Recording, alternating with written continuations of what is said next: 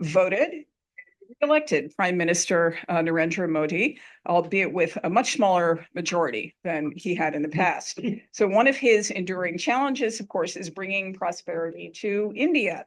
And despite India's advances, questions remain. Why does the largest nation in the world have just 20% the size of GDP as China, which is the second largest in terms of population? And how will India execute the so-called leapfrog in economic development and move quickly into middle and high-tech production? There's a great phrase, how will India become rich before it gets old? There's a window in demographics that it can take advantage of. So our speaker, fortunately, is going to help us with these questions tonight. And we're very glad to be here with him. I'm very glad to be here with all of you in the room and on the Zoom. My name is Mary Eintema. Welcome to tonight's Chat and Chowder. We're delighted that you're here. And as usual, we have to do a couple of reminders. The mission of World Boston is to foster international engagement and global cooperation, both of which seem like a very good idea right about now. We thank Foley Lardner for sharing this beautiful venue with us.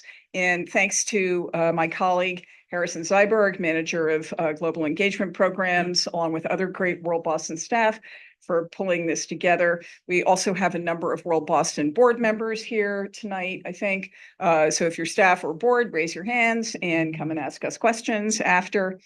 And of course, we thank the Lowell Institute, which supports the Chat and Chowder series, Great Decisions, and our annual State of the State Department program.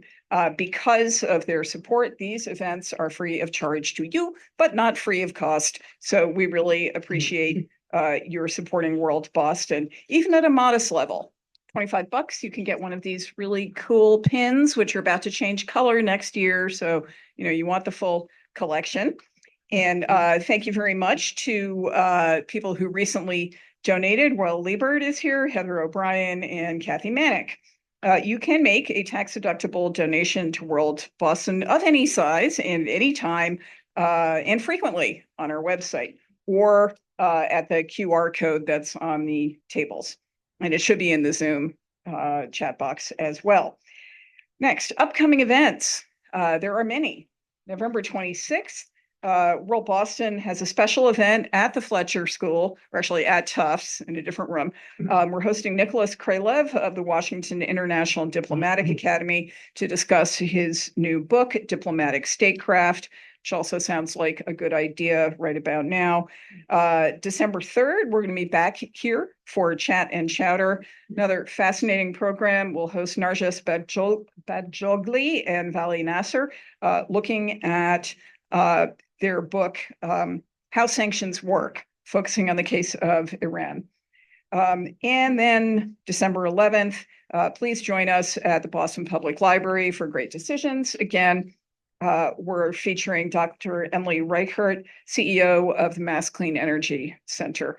And jumping ahead, January 28th, Great Decisions, not at the library because of another event, but we'll be at Boston University with Science Across Borders with Tim Ritchie, president of the Museum of Science, and he will talk about science across borders. And he's a terrific speaker, so hope you'll be there. Okay, so finally, housekeeping tonight. When we go to audience Q&A, please raise your hand, and when I call on you, someone will bring a mic to you. We'll try to take several questions from Zoom, and so you should submit your questions in the Q&A box. Also, sorry if you see me using my phone, it's how I'm staying in touch with colleagues in the room. So back to tonight's program. Very happy to be joined tonight by Rohit Lamba. He is co-author of this very engaging new book, Breaking the Mold, India's Untraveled Path to Prosperity. He's assistant professor of economics at Cornell University and visiting assistant professor of economics at New York University Abu Dhabi, which is fascinating. Previously worked as an economist in the office of the chief economic advisor to the government of India. So please welcome Rohit Lamba.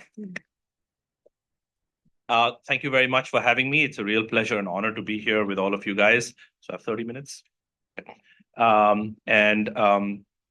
It's my first time at World Boston, so thank you very much for coming here and engaging with the book and what we have to say. Just a quick shout out that my PhD advisor, Stephen Morris, is here. So no matter how old you get, if you have your advisor in the room, it's always a pleasure. I am almost feeling fearful of being back in graduate school and him keeping notes on my seminar. So thanks, Stephen and Violeta, for being here. So this is joint work with Raghuram Rajan, who a lot of you may have heard of. He's a professor of finance and economics at University of Chicago Booth School of Business. He was also the former governor of the Reserve Bank of India. And I worked with him actually while I was Stephen's student, and he was very generous enough to let me go for a year and in the wilderness of public policy in India. That's where I met Raghu, and we started talking, and this book came about. So what's the challenge, right? In some sense, which kind of Mary kicked off very nicely, is that in current prices, India is around $2,500 per capita GDP today. India has grown at about 6% in real terms in the last 3 decades. If which is a ambitious but reasonable estimate, that India grows at 6% per capita GDP for the next, let's say, a couple of decades, then the rule of 72, and suppose India's population doesn't increase at all, which is a bad assumption. Rule of 72 says that India will double its GDP per capita GDP in every 12 years. So in 2 decades, which kind of takes us to about 100 years of independence, about which there is a lot of excitement in India, around 2047, India will barely be at around $10,000 per capita GDP, which is lower than where China is today. And India and China were, of course, around the same economic level, in the 60s and 70s. So just to kind of lay out the challenge, and the challenge really is, and this kind of we lay out in the book, is can India get rich before it becomes old? Because India is going through, kind of a once in a generation demographic dividend right now. About 60% of Indians are below the age of 30. But this demographic dividend is also going to fizzle out fairly quickly in about 2 decades. Because the fertility rate is already going down pretty quickly at the replacement rate. So this is kind of the challenge. The challenge is, can India grow faster actually than its own historic average, and really kind of to its credit, has pulled out hundreds of millions of people out of poverty, but can it take them to now the next level and kind of reach a respectable high middle income category in the next 2 to 3 decades? Okay, this is kind of the background. There is no consensus on this. We are a very argumentative and in some ways chaotic polity. There's a few blocks down the road, in one of India's most famous economists, Amartya Sen, wrote a book called The Argumentative Indian. So we like to argue, and the society is kind of built on that premise. And so there is like with everything else, and the current government especially really invokes a lot of kind of extreme reactions on 2 ends, which people in the US are not alien to. Like, the debate is very polarized about whether we are actually doing the right things that would take India to the next level. So the cheerleaders are kind of pointing to various things, which I will talk about, that have gone right in the last decade or so. The critics are pointing out to primarily actually to the severe jobs crisis that India has right now, and we'll talk about that too today. And Raghu and I were kind of puzzled as to we wanted to approach it like good economists, as like an empirical question first, really try to understand. And there's this famous Joan Robinson quote, who was a very famous British economist who really should have won the Nobel Prize at some point. And she has this very famous quote that says, everything that is right about India, everything that is wrong about India is also right about India. So almost every issue India has 2 sides, and I think a lot of that is going on. But to kind of help ourselves actually make sense of this debate, we decided to write a book. And we largely agree in the book, you'll see, with the critics on certain facts. But we also, this is not a sad book. So Raghu and I agreed that we shouldn't write a book which kind of puts a list of things that have gone wrong and how we know how to fix them, because we don't. But it's both a book of sort of caution, but also a book that documents several success stories. There's lots of case studies in the book about things that have gone right, things that are going right, and how to build on those success stories. And what I'm going to try to do today is kind of distill some of these ideas. Some of the key examples from the book about how what would it take in terms of the composition of India's growth to make this next leap. So what is going right, right? So I mean, one of the key if you would read like international press, The Economist, the Financial Times at the turn of the century, one thing that would keep coming up is India's inability to roll out physical infrastructure in a way that Korea was able to, and Japan was able to, and obviously China was increasingly doing. That largely, it hasn't been solved, but largely is actually being resolved at a very fast pace. So we are building roads much faster than we used to, both highways and rural roads. Actually, if you go to the roads connecting highways and villages today in India, you won't recognize it like from if the last time you went there was 10 years ago. What is actually remarkable is the digital stack, or the India stack, which is colloquially called in India. The digital penetration of at all levels of society has been quite astounding. You go to buy a vegetable for 50 cents and you're paying through your telephone. And 500 million, there's 600 million people now in India have smartphones. It's a very common. Economists keep talking about financial inclusion. There is, in many ways, financial inclusion in the true sense. Not to. I know we have to be politically correct and so on, but I can share a joke with you that happened with me 2 years ago. Is I was giving a talk at Ashoka University, which is a university outside Delhi, and I, like being a good professor, I decided to buy the students. They were all above 21, a round of drinks, and then I insisted that I should pay, and then I took out some money to pay, and one of the students whispered to the other student, "He's paying cash like a white guy." So in the sense that I'm so foreign, that he's unaware of the digital, like who pays cash. So just to get, and like my mother buys vegetables from a local vegetable guy through digital. So it's really penetrated, and this is not just about the quickness of transaction. What happens is, and economists have thought about this for a long time, that what happens then is you're able to get loans, because even if you don't have collateral assets to take a loan, you can show the transactions that you have, and banks can give you loan on basis of that, and so on. So it's really changed in a fundamental way India's economy. We kind of implemented what is called the VAT in the US. In India, it's called the goods and services tax. It was kind of messy, it was uneven, but now it's coming into shape. The basic idea behind that tax is that whenever you are designing a tax system, the tax should, as much as possible, be levied at the end of the transaction. Mm-hmm. So if you're buying a car, there should be a tax on the fact that you bought a car, and then that tax is kind of distributed amongst people who have the intermediate goods that go into the car. So this was a mammoth task in India to execute. There's so many states, there's so many rules, but somehow the government was able to push it through. One of the things that is because of the digital revolution that is happening is that there is an increased efficiency. And I want to be careful in the public provision of private goods. So what do I mean by that? There is now government trying to open bank accounts for people. It's providing people with gas cylinders. It's opening toilets, which was a big challenge in India for every household to have toilets.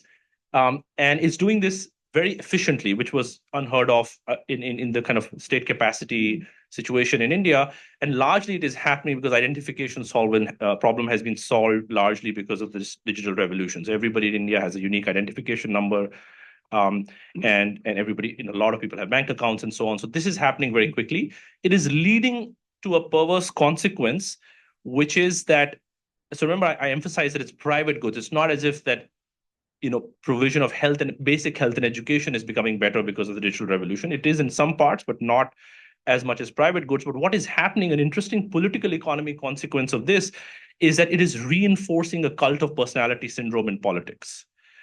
So it is not just about Mr. Modi, or it's just like at every level, because what is happening is that politicians see this as a very potent tool to influence voting. right? I go to the election day saying, I gave you this much money. So this month there is elections in Maharashtra, which is one of the largest states in India. The government is literally pumping money into the bank accounts of women, right? Because so one of the largest actually change in Indian politics has been the vote of women to the largest party in India now, the Bharatiya Janata Party, because they have been able to execute systematically certain schemes. So you're having a situation which was unheard of about 2 decades ago, where the male of the household is voting one way and the female is voting another way. Right. And this has largely been it's obviously a secret ballot. And it's largely because a lot of schemes are being targeted at women, at younger voters, and so on, because of this efficiency in doing this. But the massive problem in India right now is, of course, jobs, and I'll come to that. Why are we, in some sense, even having this discussion? And I feel like this graph, which I was saying at the beginning, makes it very clear. Is you see Korea, China, and India have the same per capita level of GDP till about the 1960s. Korea today, this is not exactly right. So in the sense that these are in current prices. So current prices means that it doesn't take into account that a certain good in China costs different than in India, a haircut in China costs different than in India. But this is all in US dollars, current US dollars. But still, it's very striking that they were all at the same level of per capita GDP in the 1960s and even till the 70s. Korea today is at $35,000. China is around $12,500, and India is $2,500, right? So this is in some sense, and usually you'll see if you put this chart in front of an educated Indian, they're usually broadly 2 or 3 types of reactions. One is like, we got it wrong. The second is, well, which is a more defensive reaction, which is that, no, we chose stability, like, which I'll come to in a bit what I mean by that. Like, it's a much more diverse population. Just to keep the country together actually is a Herculean task. And we kind of chose stability over kind of rapid economic growth. And the third, which is kind of, it's becoming more common than not, is that, we should never have been a democracy in the first place, right? So this is also a kind of this is a cost of democracy that we're paying. And so that brings me to kind of this idea that I think we don't celebrate enough the fact that India has continued to be a democracy for the last 7 or 8 decades, right? So what I'm showing here is on the x-axis, you have per capita GDP at the time of independence or after World War II, and here you have an index of ethnic fractionalization on the left side, right? So this is an index created by the late Professor Elesina at Harvard University. And on the y-axis, you have the average democracy index over the last 70 years of those countries. So what you see is that given how poor India was, and given how ethnically fractured India is, like the social cleavages of religion, caste, language, region, it is kind of a miracle, to be honest. Like, to most Western theories of democracy, is that it's continued to be a democracy, right? So let me show you one more chart on this, and then. So another way to look at it, this is on the x-axis, you have growth in development time, and the y-axis, you have democracy index, right? So I have India, China, Korea, the US, and the UK on this graph. The graph starts at 1810 for the US and the UK. It starts at 1950 for Korea, India, and China. So, okay, 2 or 3 things you should notice about this graph. Okay, so again, y-axis is like depth of democracy in that society. X-axis is development time, so growth, right? So what you see here is that the US and UK grow very slowly, like, because it's a very long period of time. On the box, you have the average per capita GDP growth. So US is 1.6, UK is 1.2. So they go very slowly, but note the graph goes up, like crawls up like this, right? So as they are growing, they are giving more and more freedom to their people. Okay, so we often forget that the universal adult franchise came to the United States in 1965, right? In India, it came in 1947. When I was reading up, for some other paper that I was writing, the last cantonment in Switzerland to give women the right to vote was 1990. Right, Spain is 77, right? So just to put in context that the fact that a poor country gives the universal adult franchise and never goes back on it is kind of remarkable in some sense. But the flip side of that is Korea takes the standard route as well in some sense. Obviously, it grows much more rapidly in the sense that it slowly grows. It starts growing very rapidly, and then it starts giving freedom to its people. What is remarkable about China and India is that they kind of thwart most standard theories of Western theories of political economy, in the sense that China, and this is kind of how I would put it, is that modernization theory, which is popularized by the gentleman at Stanford called Francis Fukuyama, who some of you may have read, basically argues that when you get growth, you get freedom. And if freedom is singularly going to be measured, and it's not the right way, I would argue, but singularly measured by political freedom, then China is an outlier to this theory. On the other hand, since it's the post Nobel Prize season, and this year the economics Nobel Prize went to the institutionalists, they would argue that good institutions should give you growth and should give you robust growth, right? And if institutions are to be measured again by quality of your democracy, which is again a very reductionist view, then India is an outlier to this theory. That India has had fairly good political institutions for a fairly long time, but it hasn't grown nearly as much as Korea or China or Japan, right?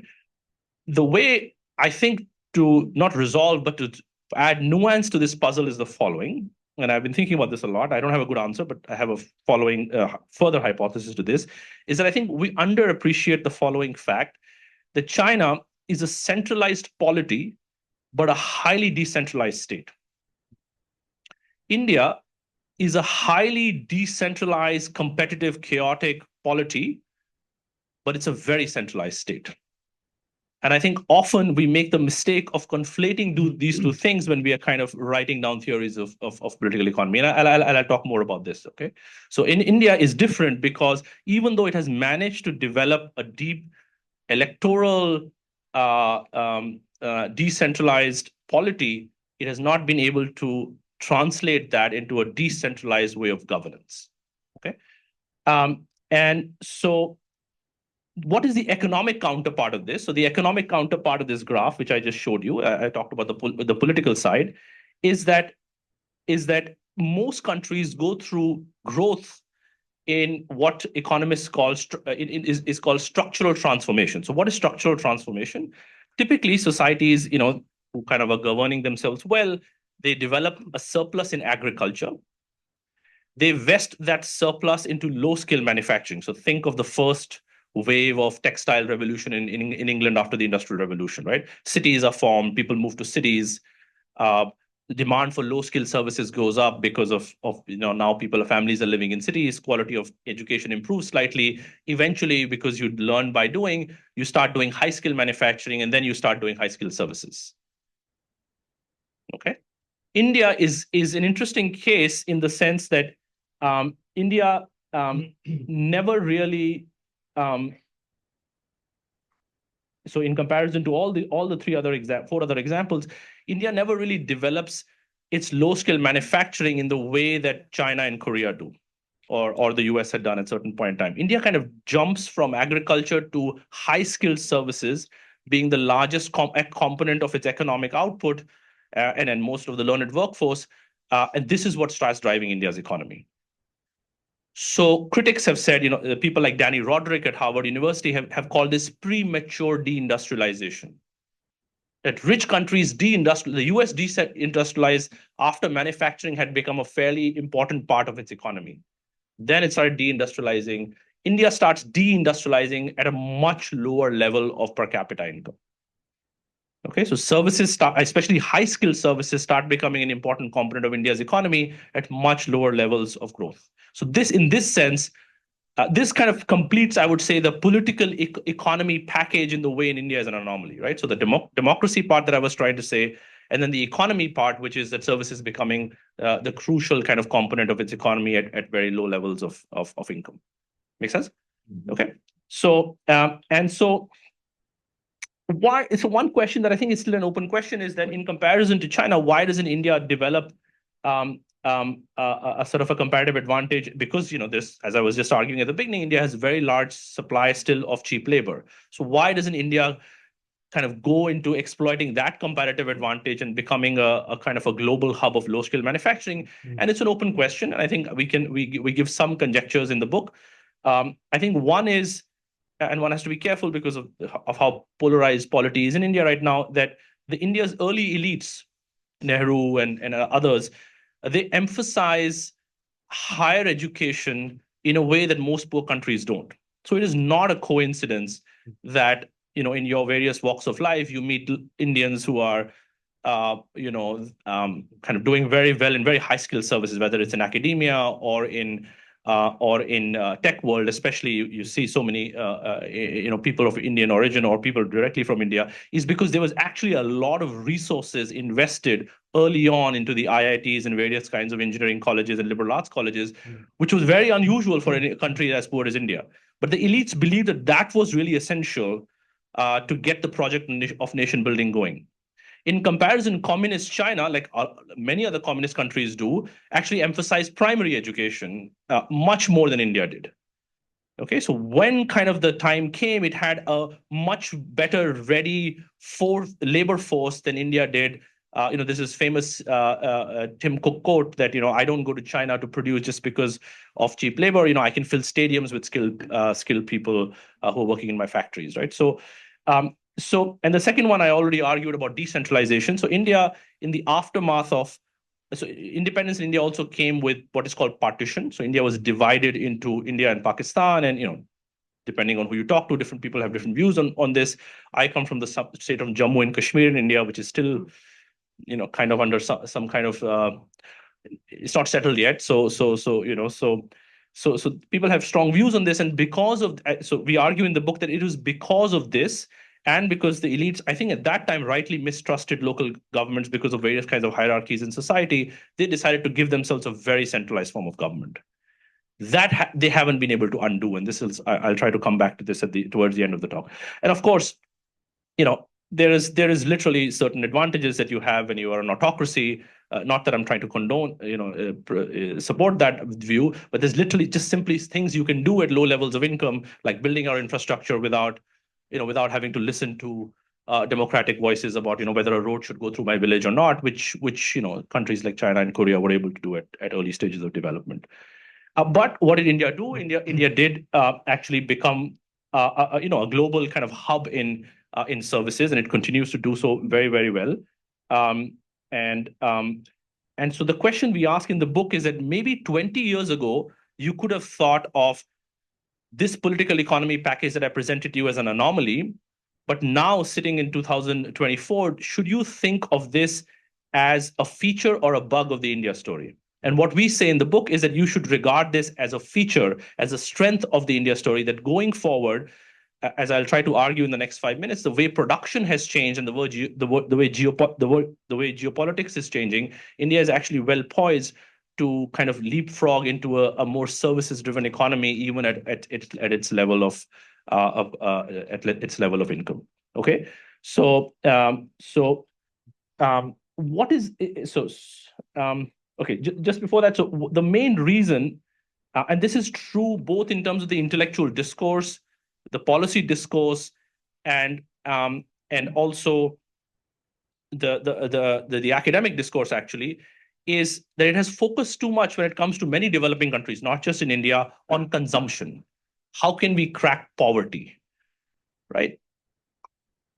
While you're cracking that puzzle, actually the next obvious puzzle that comes up is not consumption side, but actually it's production sides. How can I create large firms? That debate never transitioned as successfully in India as it did in other countries. So what you have here on the bottom is one of the largest employers of unskilled labor in the world, especially of women, is clothing and apparel, right? So what you see here is size of firms. So this is showing you that the majority of firms in apparel in 2005 in India had less than 8 people. You can't build efficiency. You can't compete with China. And the other bars are for China in 2005. So you see China is already moving towards larger firms. Okay, and India is simply not being able to crack because labor-intensive industries, and my friend Arjun is here. He wrote a very nice piece in The Economist, actually, covering that one firm in India that is actually being able to employ large numbers of people. It's an aberration in things like apparel. You need to scale gives you efficiency. So that's one reason. So, as I said, the biggest problem is jobs, and you'll hear different kinds of estimates about what is the level of unemployment in India and so on. I think they're mostly kind of off the mark, because India's biggest problem is not actually employment, it's actually underemployment. So, 6 people working on a field when one should be working on a field, or 5 people behind a Starbucks counter where only 1 or 2 people should be. So this is basically in economic jargon, the productivity of labor is actually very low because too many people are doing the job that fewer people should do. And so the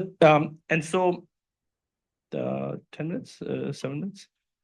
Yeah. Okay. So the question. So what Raghu and I try to ask in the book is, given where we stand, should India turn the clock back? And should India say, no, we made a mistake. We should actually go back to specializing the economy because we still have a lot of young people who are, who need to be employed. Should we turn the clock back and try to do this whole low-scale manufacturing business well? Was that the original sin? Was that the mistake we did 30, 40 years ago? And can we actually fix that?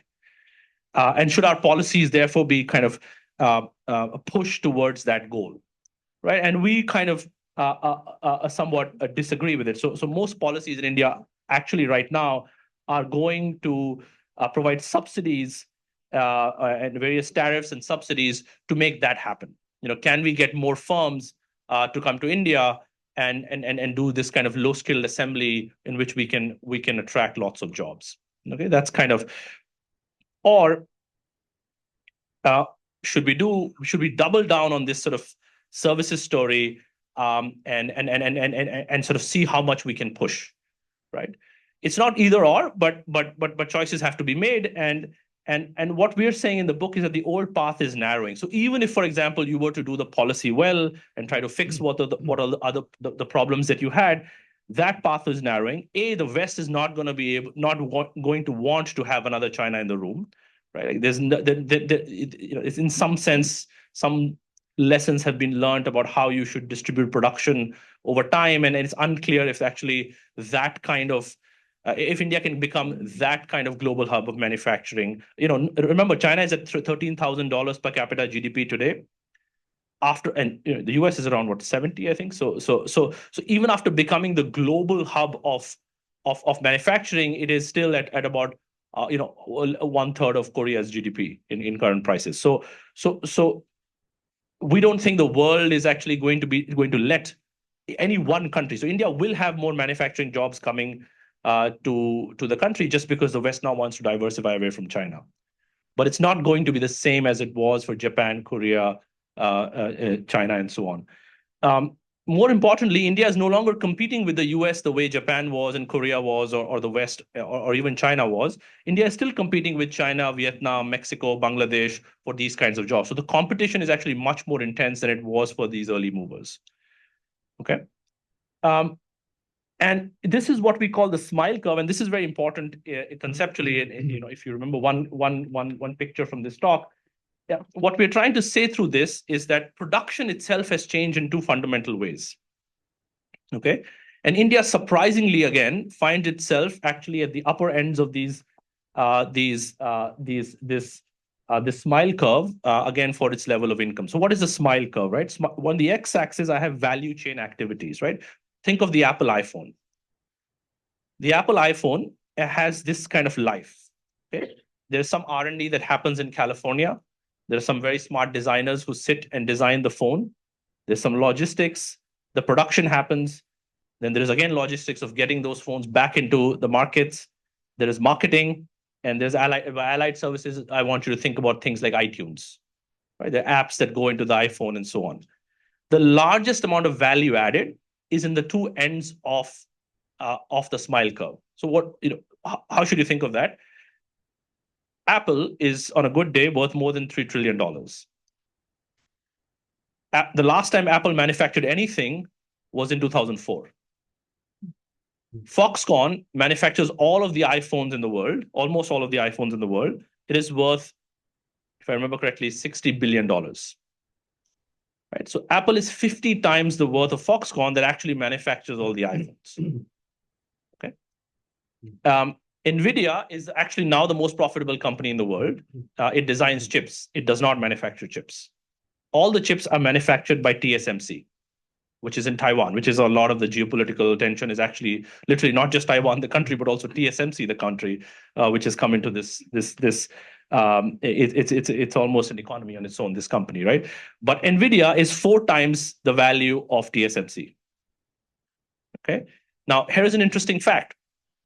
20% of all chip design in the world happens in India.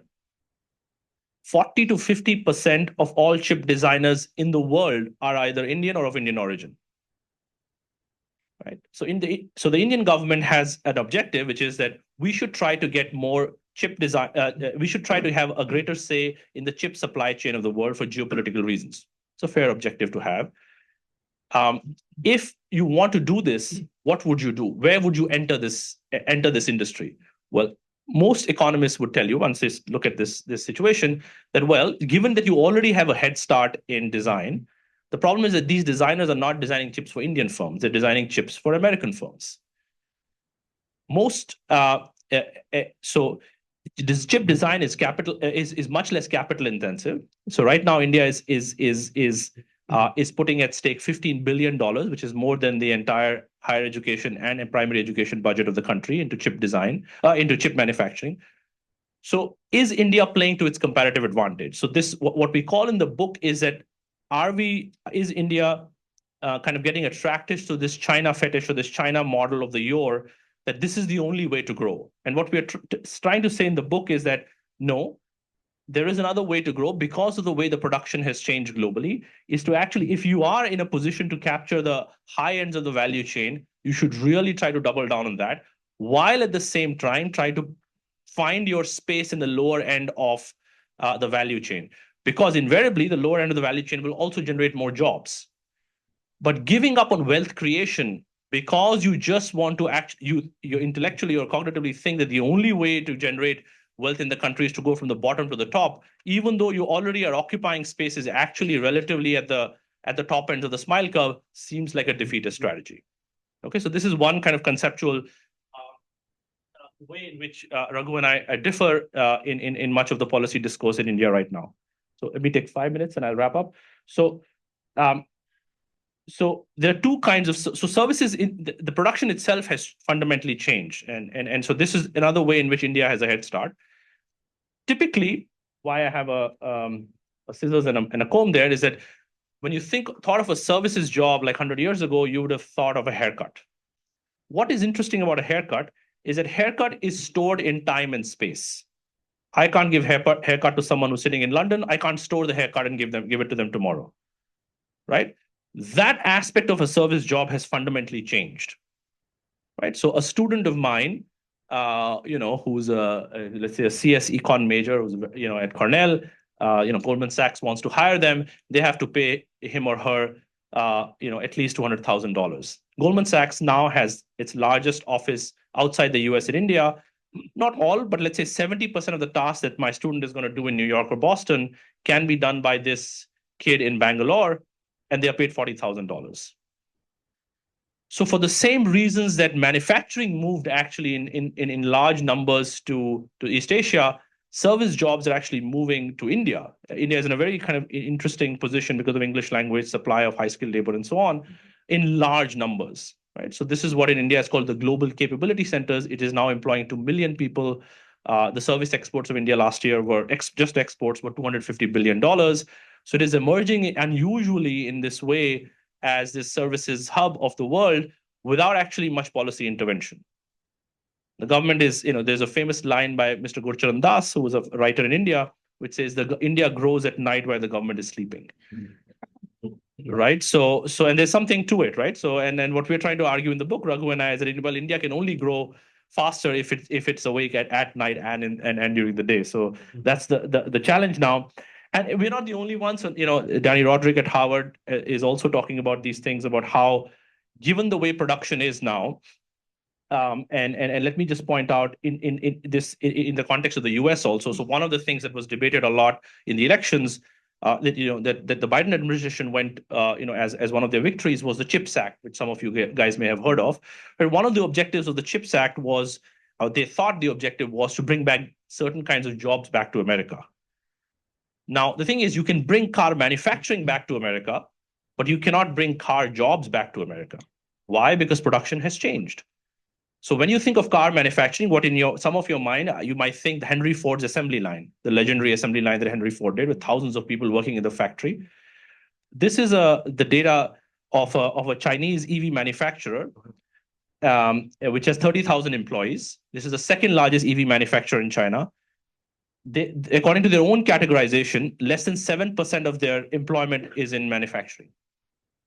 So the question, I want you to ask is car any the quintessential manufacturing product anymore?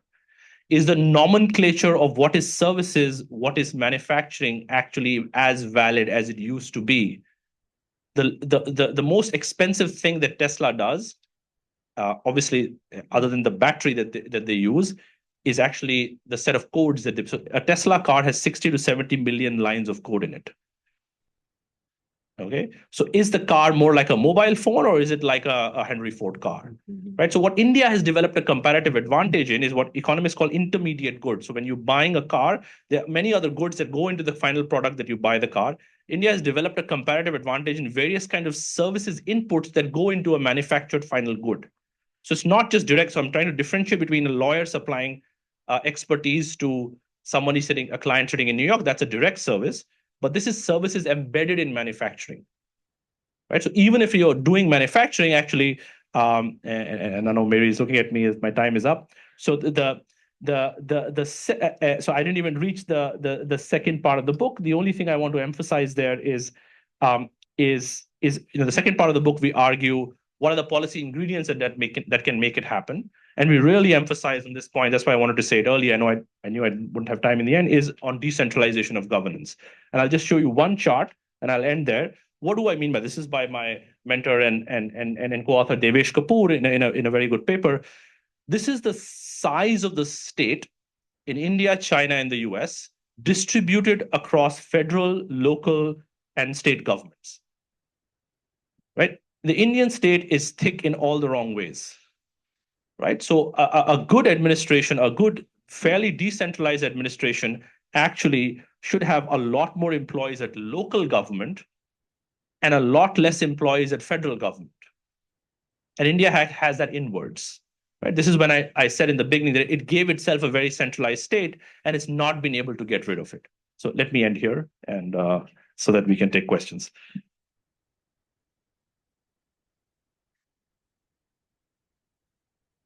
All right.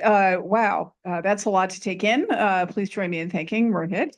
And we'll do some questions. So reminding you that when I call on you, we'll get a mic over to you, and also reminding you, I bet many of you know this, that at World Boston questions end with question marks. So, wow, I'm right in the light there, sorry. My first question is, do we have anyone who's never been here before, or do we have any students who would like to ask a question? Yes, sir, you're right there. I can ask later, but it's funny, you asked who's never been here. Do you have a question? Not right now. Not right now. Okay. Anyone else? All right, Henry, over there. And there was someone over here. Okay, then we'll go to you.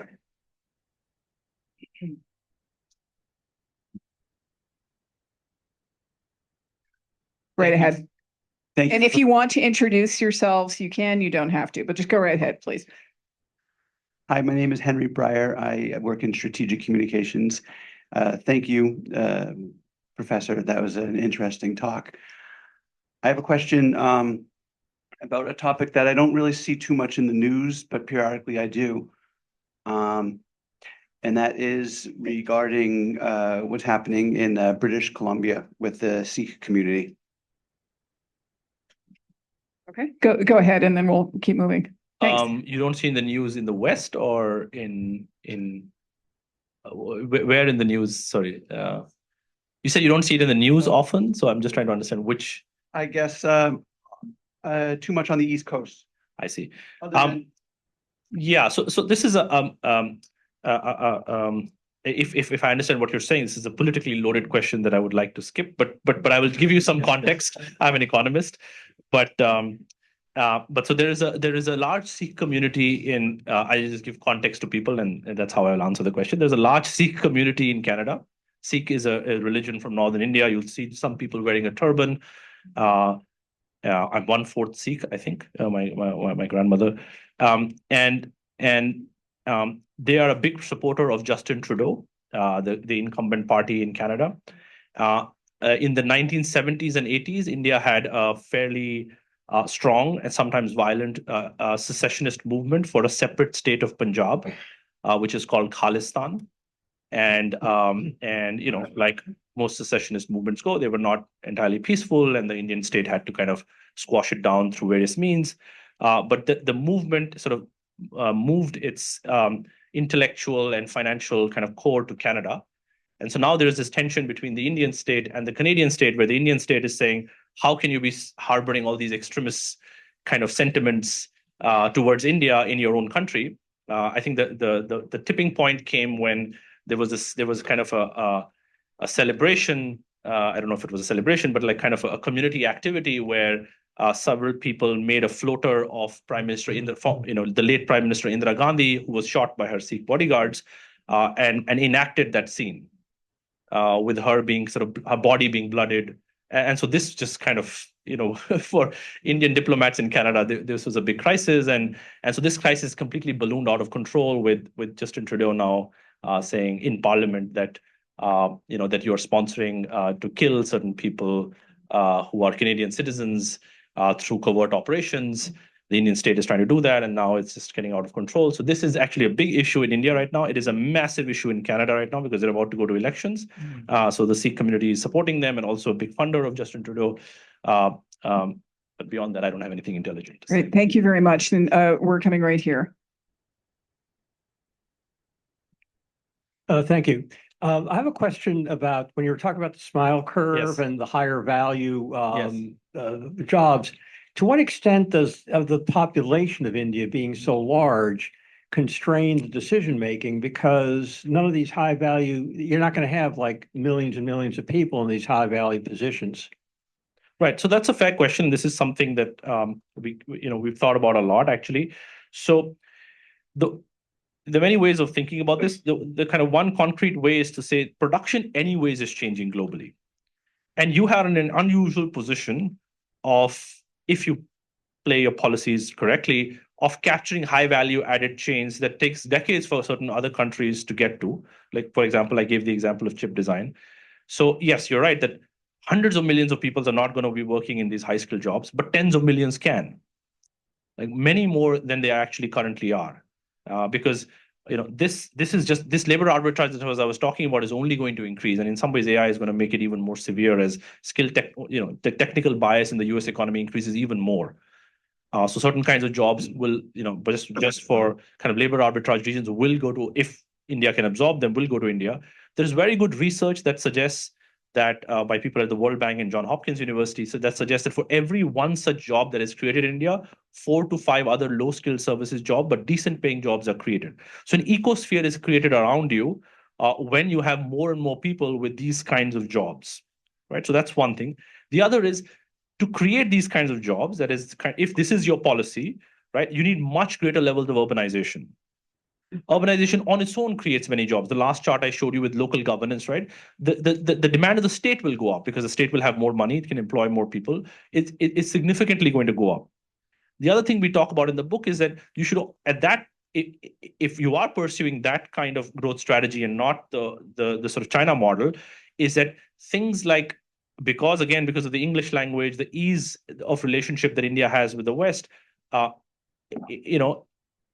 things like viewing the education sector, because you need to expand your health and education sector a lot for that, will also become, actually, there is no reason why people from the global south shouldn't be coming to India to get trained as doctors, to get trained as engineers. So that itself also, which is true in the US, for example, is training some of the best talent in the world. So in that model, what we are viewing, can India become that, for example, for the global south? And one of the reasons we give in the book is that why we think this is possible is that you may not care, sitting here in Boston, where you're buying your washing machine from, but you will care where your financial data, your health data, etc. is going. So this is where the democracy part comes in, the freedom and rule of law comes in, is where India has, again, a huge comparative advantage vis-a-vis other large developing countries. Great, thank you. So this is a question from Zoom, kind of related to what you were just touching on. So how well do economic policymakers in India understand the dynamics you just presented? And then further, how would you rate the Modi government's economic policy making? And I'll note that we know that Modi won by a smaller margin this time. So I mean, the thing is, if it was just me writing this book, I don't think this book will have much problem. But my co-author is very famous, and it is prominent in certain kind of political discourses. So it's not. So this Up to you how much you answer. Yeah. So it has come up actually a lot in policy discussions. We've had junior ministers respond through some of the stuff in op-eds, and one way in which the argument has become a bit caricatured, which we're trying to push back in public discourse a little bit, is that Rajan and Lamba are saying India can never do manufacturing, and this is so it's like so, and then it becomes a pride issue. How can India not do it? That's not kind of what the book is trying to say. So there is actually, in that sense, there's actually been a very rich and deep engagement with the policymakers. I think they just happen to disagree with some of the central government currently happens to disagree, not fundamentally, but with some aspects of the policy. And I think we could be wrong. Like I don't think that it is necessary that our model is necessarily correct. I'll be the first one to say that. But I do think that there is a certain consensus right now among certain subset of policymakers that thinks that no, the right way is the East Asian model, and India got it wrong, and we must set that right. The election, I mean, it's like any other election. I feel first thing we should stop trusting pollsters. So I, it's not like yeah, I mean, I think yes. I mean, it's true. I think we should not overestimate or underestimate the election result, in the sense that the central government is still quite powerful. It's still in charge. It seems stable. I don't see any reason why this government will fall before its full term yet. So yes, it is a weakened mandate for certain decisions, but the finance minister is the same, the foreign minister is the same. So in some sense, there has been a lot of continuity. Okay, thank you. Folks, I want to leave time for networking and buying the book. We're here till 7:30, so we'll get our last question from Will. Go ahead. Yeah. Thanks. I guess I'm kind of mystified by some of what you've said. It would seem that manufacturing is mainly high-skilled stuff these days. It's software, it's design. Why is it must be a capitalization problem why you can't get industry started for manufacturing, which includes all of your high-skilled assets? Is the Indian government putting money into capitalization of companies and then providing protection for them for the Indian market initially, and then to go international later, which would seem to me to solve your problems, but it's naive, maybe. So that's a very good and hard question. So let me answer it through an example and do this two-sidism thing. So there are two views about I'm just going to try to answer it through an example. There are two views about the auto industry in India. Okay, the auto industry in India is quite well protected. It started off with heavy subsidies in the 1980s for Suzuki to come to India, and they started manufacturing under what the label is called Maruti. It's an Indian mythological term. And so one view in India is that, well, after 4 decades of government support to this industry, 4.5 decades, it is very successful. It is one of the largest employers of labor in India. Both low skilled and high skilled. It's becoming more and more capital intensive, of course. Everywhere from Suzuki to Mercedes actually manufactures cars in India and so on. And so it is broadly a success story. The competing view, which I have some more sympathies with, is that, well, the auto industry in India is actually in view of value added in intellectual property has failed.